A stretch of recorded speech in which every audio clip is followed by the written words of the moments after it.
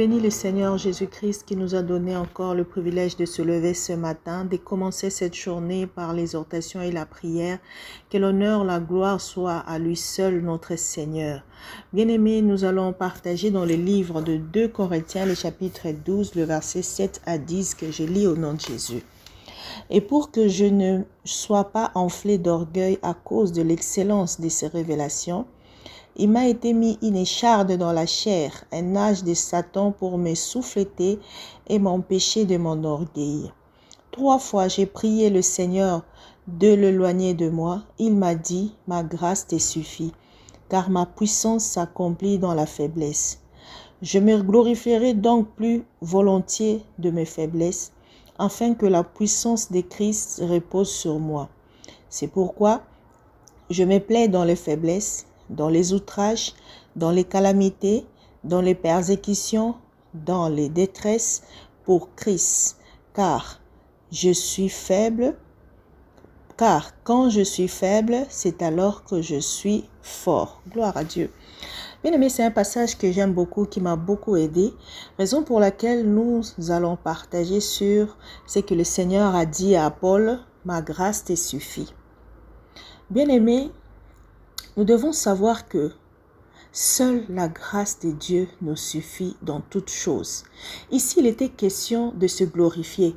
Paul était en train de regarder les exploits que Dieu a fait à d'autres apôtres, à d'autres enfants de Dieu. Il disait, avec ce qu'eux ils ont connu, moi, ce que je vois, nous qui disons que Paul, le grand Paul, mais lui-même, il disait, moi, je ne peux même pas m'enorgueillir de ce que je fais avec Dieu. Parce que, pour que je ne le fasse pas, Dieu a mis un ange pour me souffleter, pour que je ne m'enorgueillisse pas.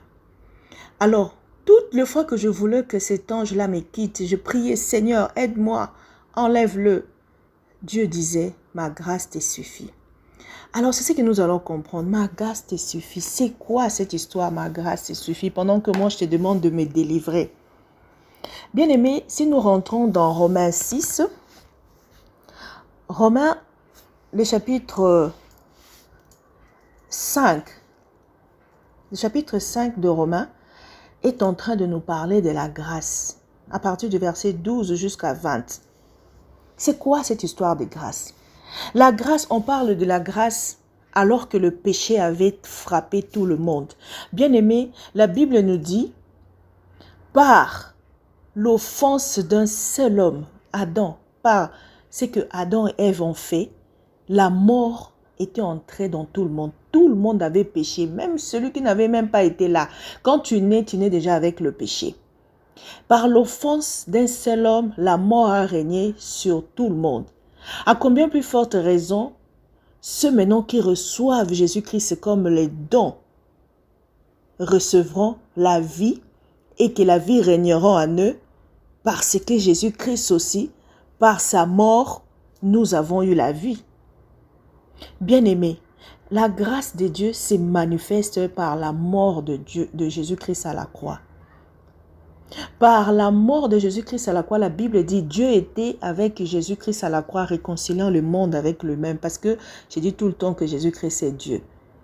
Et ce verset nous montre que Dieu était à la croix, réconciliant le monde avec lui-même. Jésus-Christ est mort pour nous donner accès à la vie éternelle.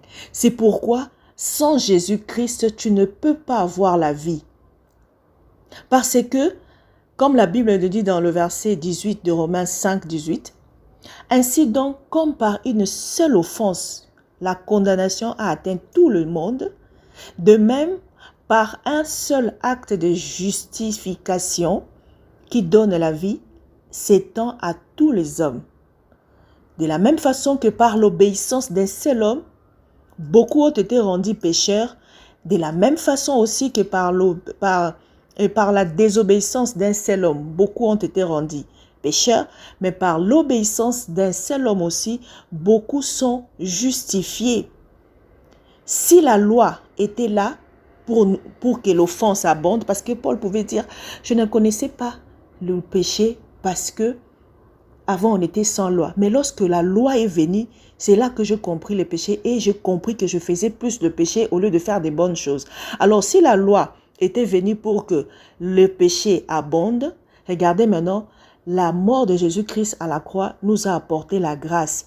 Et lorsque le péché a abondé, la grâce de Jésus-Christ a surabondé afin de nous donner le règne. C'est pourquoi ceux qui règnent dans la vie sont ceux-là qui ont accepté Jésus-Christ comme leur Seigneur et leur Sauveur. Parce que la grâce règne par Jésus-Christ. La grâce règne par la justice pour la vie éternelle. Et cela s'obtient en Jésus-Christ. Alors, quand tu te plains de tes problèmes, quand tu souffres, la réponse de Dieu pour toi, ma grâce te suffit. Pourquoi ma grâce te suffit? Parce que ceux qui sont en Jésus-Christ, le diable ne les aime pas. Ne les aime pas pourquoi? Quand Dieu te donne beaucoup de responsabilités, comme ce qu'il avait fait avec l'apôtre Paul, comme ce qu'il avait fait aussi avec Job. On regarde la vie de Job, Dieu lui avait tellement béni. Un jour, le diable vient, il dit à Dieu, tu sais, tout ce que possède un homme, il lui donne pour sa vie. Permets-moi de toucher sa peau et tu verras comment il va te régner. Alors le Seigneur lui dit, va, touche-lui, mais ne touche seulement sa chair, mais ne touche pas à sa vie. Et Job commençait à souffrir. Il souffrait tellement que sa femme lui dit, pourquoi tu ne maudis pas Dieu pour que tu meurs? Job dit, pourquoi tu es une femme insensée? Nous recevons de Dieu le bien et pourquoi pas accepter le mal aussi? Dans tout cela, la Bible dit, Job resta intègre devant Dieu. La grâce de Dieu a suffi pour que Job reste intègre. Parce que Job a compris que toute chose concourt au bien de ceux qui aiment Dieu. Et quand tu as une bonne façon de regarder ta vie, c'est comme ça que, comme l'apôtre Paul, il pouvait maintenant dire que je me plais dans mes souffrances, que je me plais dans les tribulations, je me plais d'être faible. Parce que lorsque je suis faible, c'est alors que la puissance de Dieu se manifeste à moi. Bien-aimé, des fois, ta condition n'est pas là pour te clouer. Ta condition est là pour manifester la gloire de Dieu. Ta maladie, ton problème de célibat, de manque d'argent, tout ce qui semble, tout ce qui est devant toi comme faiblesse, comme la maladie de Job, était comme une faiblesse, mais elle est là pour que lorsque toi, tu crieras à Dieu, celui qui a pris cela à la croix, tu verras la gloire de Dieu. C'est pourquoi on nous demande de croire en Jésus-Christ et de croire à ce que tout nous a été donné à la croix. C'est pourquoi la grâce de Dieu, c'est le don qu'il nous a fait. Le don de son Fils qui est mort, qui a pris le péché de l'humanité.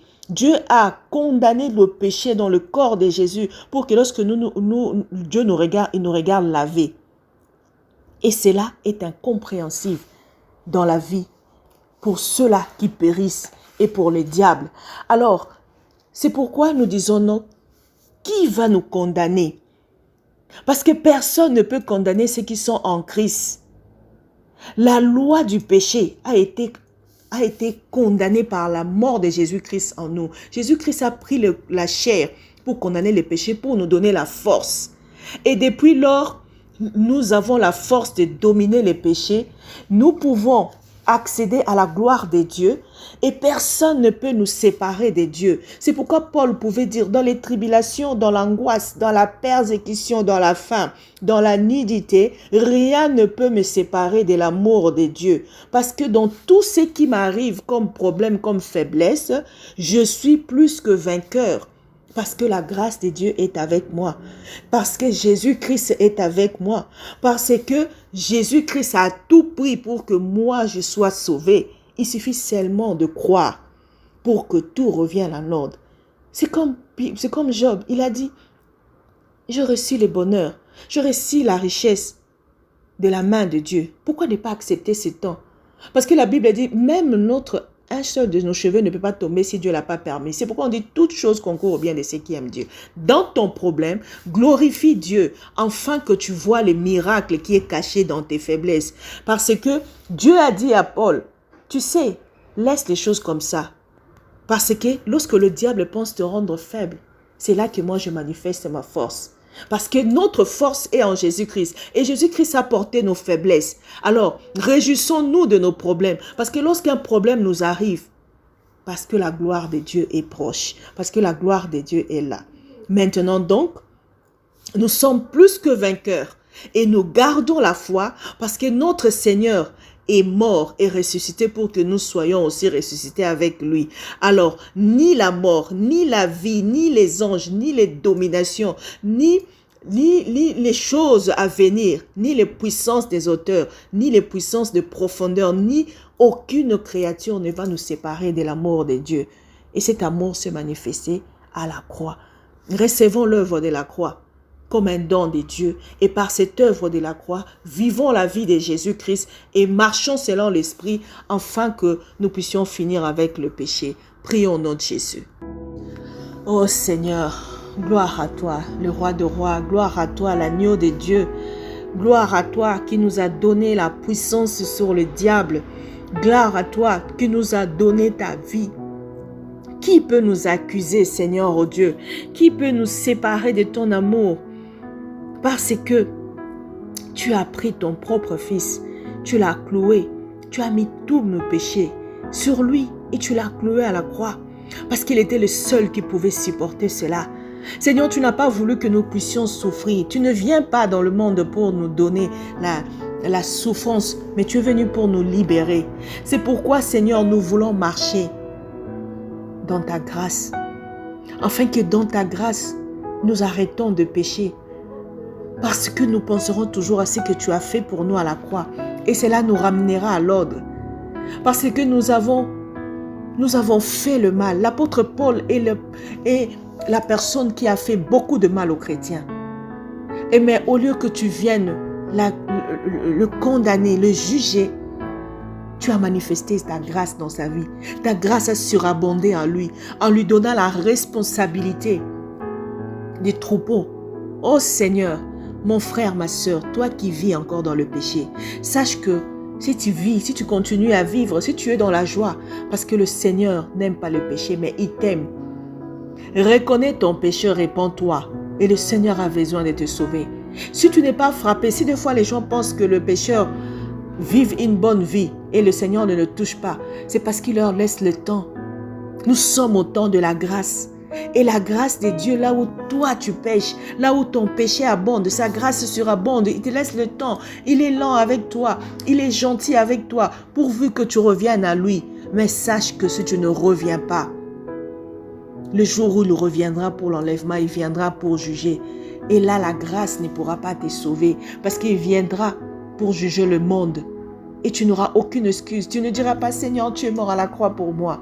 Il te dira, mauvais serviteur, arrière de moi. Bien-aimé, vivons ce temps de la grâce en nous réconciliant avec le Père. Bien-aimé, que le Seigneur nous aide à nous réconcilier avec le Père, à accepter cette œuvre de la croix. Saint-Esprit, fais que, Seigneur, les gens comprennent que cette œuvre de la croix est une grâce pour nous. Que Jésus-Christ est un don pour nous, pour que nous puissions revenir à toi, pour que nous puissions, Seigneur, engager nos vies en toi. Tu ne nous demandes pas de ne pas manger, ni de ne pas travailler, ni de ne pas boire. Mais tu veux juste que tu sois reconnu comme notre Seigneur, que tu sois reconnu comme notre force et que tout ce que nous pouvons acquérir dans le monde, ce n'est pas parce que nous sommes forts, mais c'est parce que ta grâce est avec nous. C'est toi qui élèves le faible pour en faire des forts. Personne ne peut dire que tout ce qu'il a acquis, c'est par sa propre puissance ou son intelligence, car tout est grâce. Tu nous as fait la grâce. Tu es mort pour que nous soyons exemptés du péché. Tu as crucifié ton corps pour porter mon péché, pour porter le péché de mon frère et de ma soeur. Aujourd'hui, juste pour cela, nous voulons être conscients de cette œuvre et garder la foi en toi. Anime-nous, Seigneur, de ton esprit. Comme, Seigneur, tu as fait à Paul, tu ne l'as pas condamné, mais tu l'as responsabilisé. J'aimerais que tu puisses responsabiliser les occultistes, les magiciens, les sorciers, tous ceux qui font toutes les pratiques de la méchanceté. pour qu'ils sachent que s'ils continuent à vivre, si on ne les a pas arrêtés, c'est parce que tu leur laisses le temps de se repentir. Et tu peux faire des vases vils, des vases d'honneur, des mauvaises personnes, des personnes qui vont gagner beaucoup les gens. Paul était un meurtrier, mais tu l'as pris parce que ta grâce surabonde là où le péché a abondé. Oh Saint-Esprit, pitié, fais-nous comprendre ces choses, afin que nous arrêtons simplement avec le mal, afin que nous puissions marcher comme des enfants de la lumière. Tu nous as tous fait passer à la lumière au moyen de ta croix, au moyen du sang qui a coulé. Tu nous as sanctifiés. Fais que Seigneur, nous puissions mettre ça dans nos vies et que rien ne puisse nous enorgueillir et que rien ne puisse nous séparer de toi. Que ce ne soit pas les anges, ni la maladie, ni quoi que ce soit qui puisse nous séparer de toi. Parce que ta grâce sur nous, lorsque nous reconnaissons que tout est grâce, lorsque nous reconnaissons Jésus-Christ dans nos vies, la maladie nous quitte. Lorsque nous reconnaissons que Jésus-Christ a pris nos faiblesses, nous devenons forts. Lorsque nous reconnaissons que Jésus-Christ a pris notre infirmité, nous devenons des femmes qui enfantent plusieurs enfants. Tu nous aimes lorsque nous reconnaissons nos faiblesses. C'est pourquoi mon frère, ma sœur qui m'écoute, reconnais tes faiblesses, reconnais là où tu es tombé, reconnais ce que tu ne peux pas faire, arrête de t'enorgueillir et reconnais qu'avec le Seigneur, tu peux être sauvé et délivré de tous les problèmes de ta vie. Ne murmure pas, car toute chose concourt au bien de ceux qui aiment Dieu. C'est pourquoi je bénis ta vie, je bénis ta journée et que tout ce que tu feras soit pour la gloire de Dieu. Au nom de notre Seigneur Jésus-Christ. Amen.